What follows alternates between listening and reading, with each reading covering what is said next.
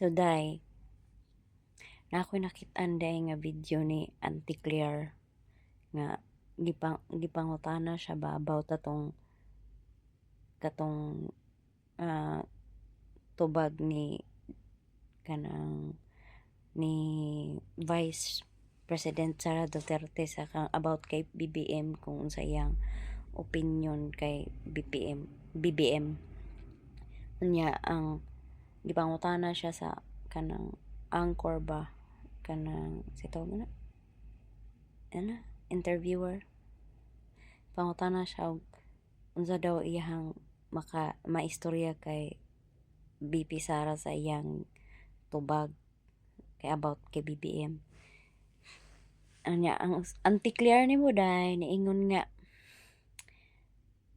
dili tanan tao na ay karapatan mo istorya. Girl, unsa daw? Dili tanan tao na ay karapatan? Ay hala ka day.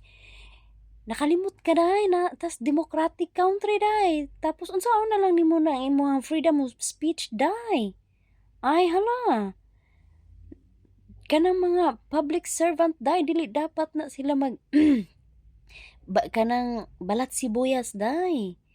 Kay Ginoo ko day, gibutang na sila diya sa mga tao sa kanang giboto na sila diya sa mga tao sa kanang ilahang posisyon day.